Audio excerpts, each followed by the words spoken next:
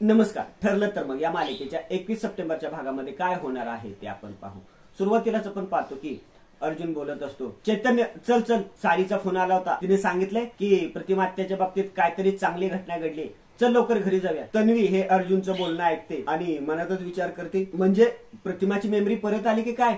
नाही नाही नाही, हे खूप घाणेरडं स्वप्न आहे. कोणीतरी उठवा मला. ती स्वतः तिच्या पायाला लागलेली काच काढते आणि उठून उभे राहते. अर्जुन बोलतो, नाही पण आधी तन्वीच्या पायाला लागले ते आपण ट्रीट करू आणि मग जाऊ. तन्वी बोलते, नाही नाही अर्जुन नाही, मी काच काढली, आता रक्त पण थांबले, आता दुखत नाहीये, चल आपण जाऊया. अर्जुन मला ना कधी एकदा घरी जाते आणि आई बाबतीत काय चांगलं घडलंय ते एक बघते असं झालंय. अर्जुन म्हणतो, अरे पण मी बँडेज करतो ना.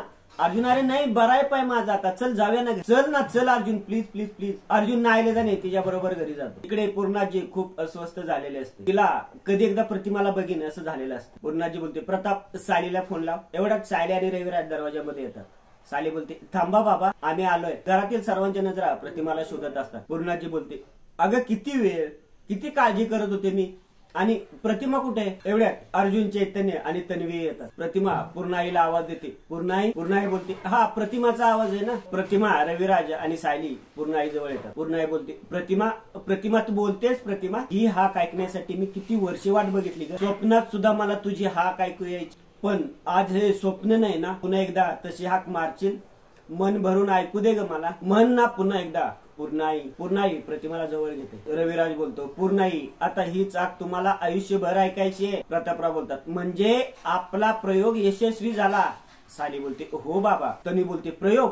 कसला प्रयोग? रविराज बोलतात, थांब तन्वी थांब. कल्पना बोलते, सायली आमच्या मनामध्ये इतकी भीती होती ना, पण तू जे म्हणालीस ना तसंच झालं. तुम्ही अगदी आनंदाची बातमी घरी घेऊन आला. पूर्णाई बोलते, आज मला माझी लेक पूर्वीसारखी परत मिळाली. चैतन्य बोलतो, इथे नक्की काय झालंय, कुणी सांगेल का आम्हाला? सायली वहिनीचा रडत रडत फोन आला त्यावेळेला आम्हाला इतकं टेन्शन आलं होतं माहितीये. सायली बोलते, सांगणार, सगळ्यांना सगळं सांगणार. रविराज बोलतो, पूर्णाई आता प्रतिमाकडे फक्त बघतच बसणार आहे की तिला बसायला पण सांगणार आहे? तन्वी मनात विचार करते, मी आता मागच्या मागे पळून जाऊ का?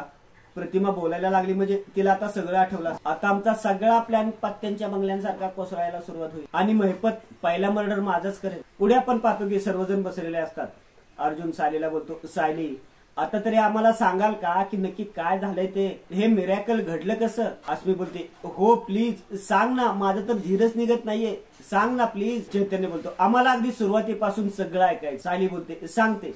मी आज डॉक्टर श्रद्धा जोशींना फोन केला होता, त्यावेळेला त्या म्हणाल्या, सायली जे घडलं ते सर्वांना सांग. अर्जुन सर्व ऐकून बोलतो, एक मिनिट बायको, तुला तर गाडी नॉर्मल स्पीडने चालली तरी भीती वाटते, मग आज? सायली बोलते, घाबरले ना मी पण, मला पण असे विचित्र भास व्हायला लागले.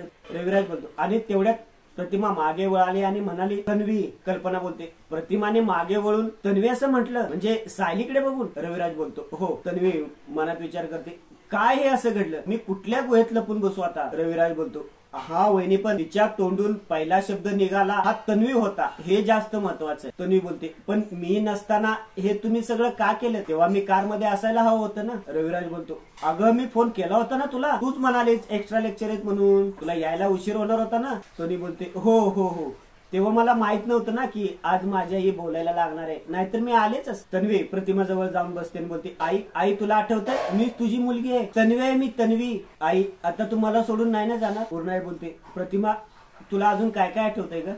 तुला तुझी आई आठवते? तू किती लहान होतीस तेव्हा आमच्याकडे आली होतीस? तन्वी बोलते, आई तुला आठवतंय ना मी तन्वी.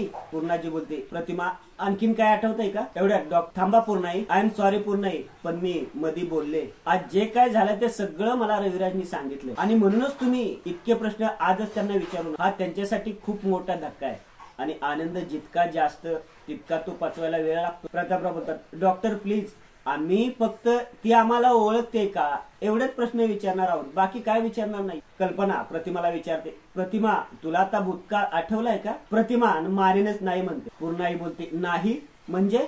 साली बोलते, म्हणजे आम्ही पण त्यांना हाच प्रश्न विचारला होता, पण त्या म्हणाल्या की त्यांना काहीही आठवत नाहीये. तन्वी बोलते, पण तिला मी आठवते, तिने माझं नाव घेतलं ना.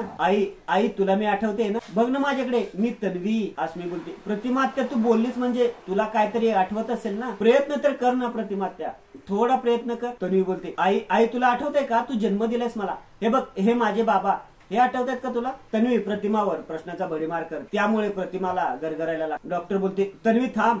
Raviraj, it is dangerous. मला तुझ्या मुलीच्या भावना कळतायत, पण प्लीज थांबव तिला. रविराज बोलतो, तन्वी तन्वी तू इकडे इकडे. तन्वी बोलते, नाही नाही, मी आत्ताच बोलणार आईशी, मी तिला आठवायलाच हवी. आई बघ ना माझ्याकडे. प्रतिमा उठून जायला लागते तर तिला चक्कर येते. प्रतिमा परत खाली बसते. सर्वजण प्रतिमा भोवती जमतात. प्रतिमाला पाणी पाजतात. कल्पना बोलते, बरं वाटतंय का आता? डॉक्टर बोलते, प्लीज मी तुम्हाला आता रिक्वेस्ट करते की त्यांना आत घेऊन जा, त्यांना जरा शांत होऊ द्या. पूर्णाई बोलते, सायली.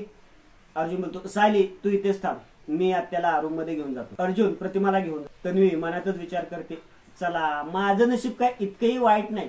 या बाईला आवाज फुटला असला तरी अजून तिचा मेंदू कोल्ड स्टोरेज मध्येच आहे. आणि आजचा हा भाग इथेच संपतो. पुढील भागामध्ये आपण पाहतो की सायली अर्जुन बरोबर बोलत असते. प्रतिमा आत्यांनी पहिला शब्द उच्चारला ना तो तन्वी. त्यांचं मुलीचं असलेलं नातं त्यांच्या मनात खोल कुठेतरी रुजलंय. ते म्हणतात ना, आईशी नाळ आपल्या मुलीशी जोडलेली असते. इकडे मैपत तन्वीला बोलत असतो, तो किल्लेदार आणि त्याची बायको तो अपघात परत घडून आणायला गेले तेव्हा तू कुठे गेली होती? कुठे होतीस तू? कुठे होतीस? तन्वी बोलते, मी अर्जुन बरोबर त्याच्या ऑफिस मध्येच होते तेव्हा.